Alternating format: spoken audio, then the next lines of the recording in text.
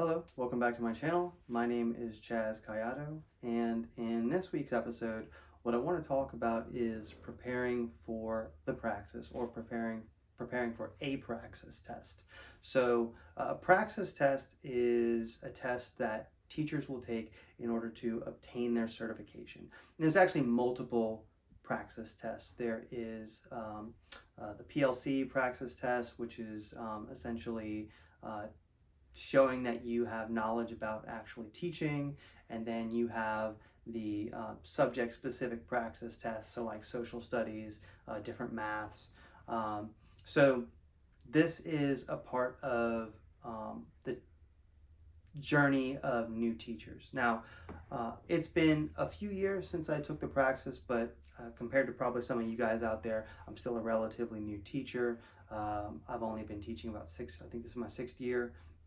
So I just want to go over some of my experiences in the past, because I actually have taken at this point 5 different Praxis tests, because I'm certified in 4 subjects at this time, but I also had to take that initial Praxis to demonstrate my knowledge of education and teaching. So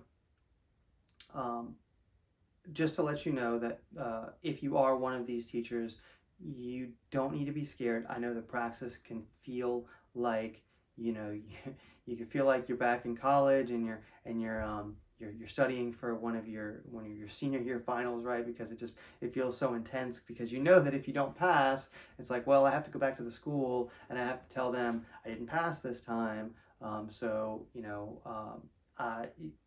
Yeah, it's not a great feeling.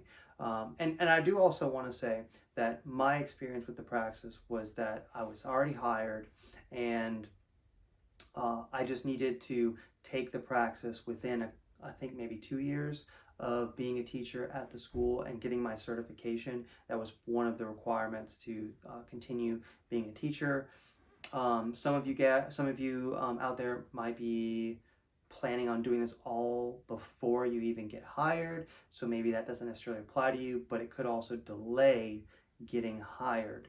So I just want to talk about some of the things that I did in order to prepare for the Praxis. And what I did may differ from what you did because of different circumstances, or what you can do.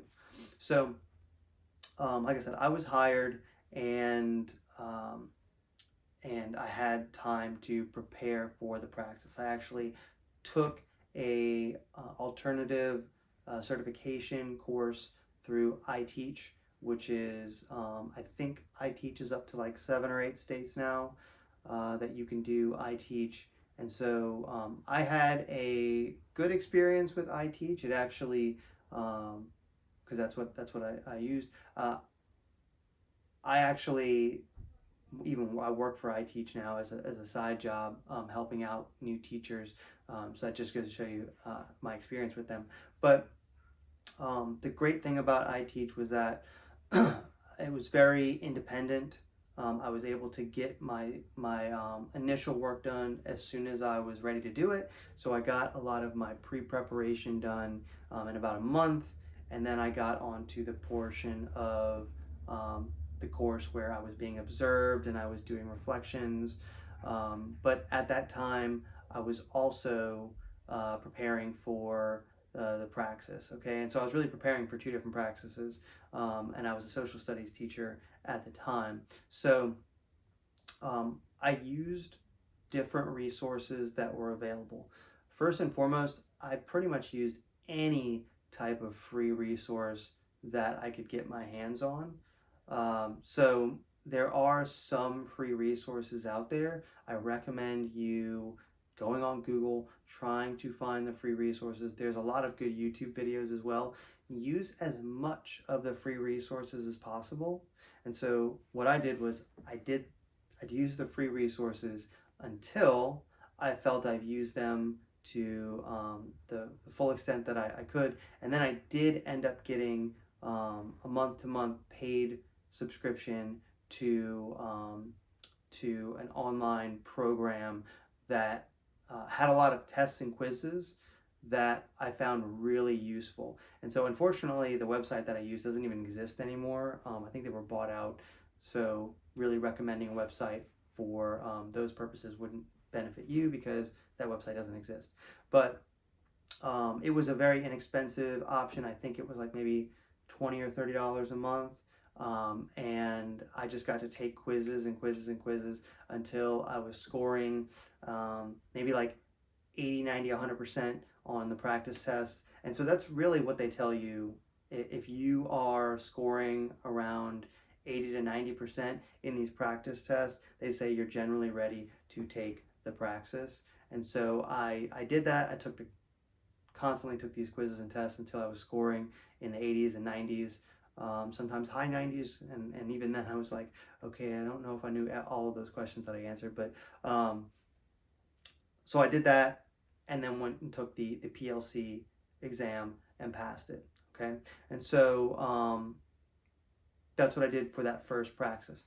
Now for the social studies Praxis, I was very lucky because I was teaching 3 different social studies courses. I was teaching world history, American history, and civics.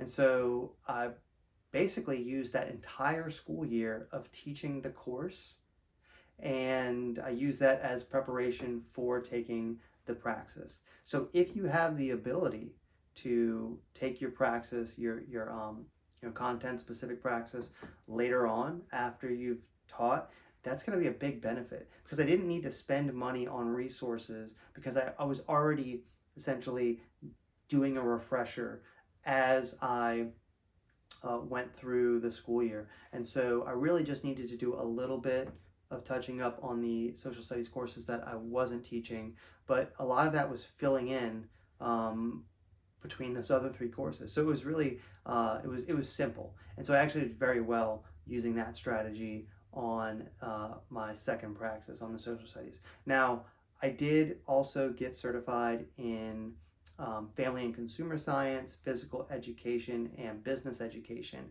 And I did a similar strategy as the first Praxis with those. I use as many free resources as possible, and then I purchased a 1-month membership to another preparation website, and believe it or not, I actually got those 3 Praxises done all in a 1-month period.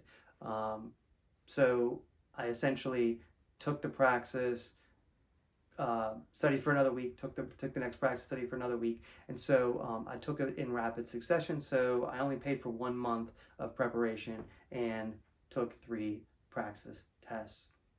So that is the strategy that I used for those. Now, in terms of taking the Praxis, I have only ever taken the Praxis online, and so I can't speak for taking it in testing center, but I found that being able to take it online meant I was a lot more relaxed because I could take it at home. I was in a comfortable environment. Although I do have a really funny story to tell. I had made a mistake when I was signing up for one of the Praxis tests that I took. I didn't realize that it was essentially 24 hours a day that you could test. And so I signed up for testing at 12:30.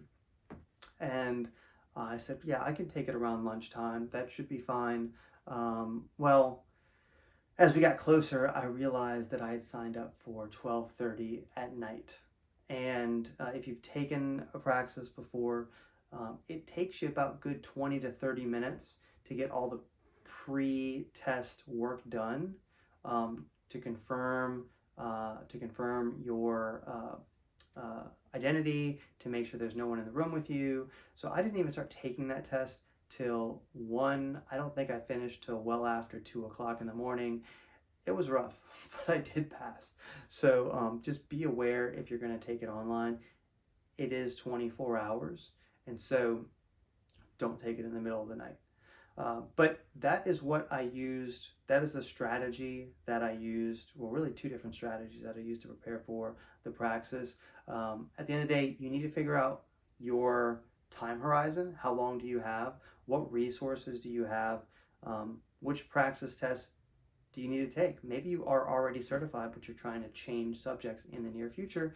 In that case, I do recommend going the route that I went, knocking out as many free resources as possible. And then if you want to take some of those practice tests and quizzes, then just get maybe a 1 month membership to some of these websites that have Praxis tests. Do it 1 month and then take the test. So that is my experience. If you have any questions or if you have other experiences that you'd like to share, please post them down below. I'd love to hear from you guys. Thank you for watching this video and have a great day.